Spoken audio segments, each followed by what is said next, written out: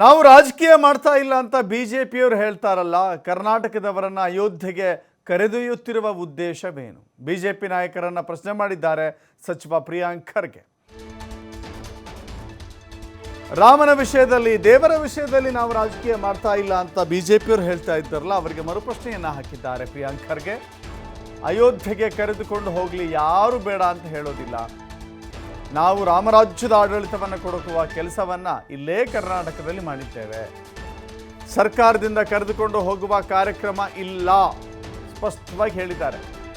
ಮುಜರಾಯಿ ಇಲಾಖೆಯಲ್ಲಿ ತೀರ್ಥಕ್ಷೇತ್ರಗಳ ಯಾತ್ರೆಗಾಗಿಯೇ ಕೆಲವಷ್ಟು ಯೋಜನೆಗಳಿರುತ್ತೆ, ಸ್ಕೀಮ್ಗಳಿರುತ್ತೆ. ಅಂಥ ಸ್ಕೀಮ್ಗಳನ್ನು ನೀವು ಚೆಕ್ ಮಾಡ್ಕೊಳ್ಬೋದು, ಬಟ್ ಸರ್ಕಾರದ ಕರೆದುಕೊಂಡು ಹೋಗಲ್ಲ. ಆ ಇಲಾಖೆ ಸಚಿವರನ್ನು ಕೇಳಿದ್ರೆ ನಿಮಗೆ ಮಾಹಿತಿ ಸಿಗುತ್ತೆ ಅಂತ ಹೇಳಿ ಪ್ರಿಯಾಂಕ್ ಖರ್ಗೆ ಹೇಳಿದ್ದಾರೆ.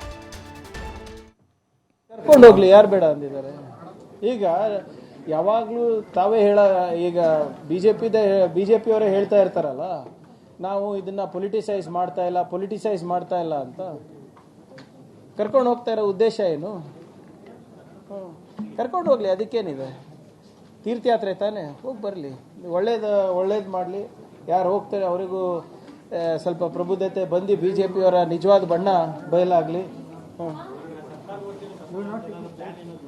ಸರ್ಕಾರ ವತಿನಲ್ಲಿ ಅಂಥದ್ದು ಯಾವುದೋ ಆಲೋಚನೆ ಇಲ್ಲ.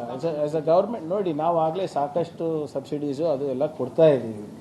ಅದು ಬಹುಶಃ ಮುಜರಾಯಿ ಇಲಾಖೆ ಮಂತ್ರಿಗಳಿಗೆ ಕೇಳಿದ್ರೆ ಅವ್ರು ಹೇಳ್ಬೋದು. ಸದ್ಯಕ್ಕೆ ನನಗೆ ಗೊತ್ತಿರೋ ಮಟ್ಟಿನಲ್ಲಿ ಅಂಥದ್ದು ಯಾವುದೂ ಚರ್ಚೆ ನಡೆದಿಲ್ಲ. ನಾವು ರಾಮ ರಾಜ್ಯ ಕೊಡ್ಬೇಕಂತ ಇದೀವಲ್ಲ, ಕರ್ಕೊಂಡು ಹೋಗ್ಲಿ, ಯಾರು ಬೇಡ ಅಂದಿದ್ದಾರೆ. ಈಗ ಯಾವಾಗಲೂ ತಾವೇ ಈಗ ಬಿಜೆಪಿಯವರೇ ಹೇಳ್ತಾ ಇರ್ತಾರಲ್ಲ,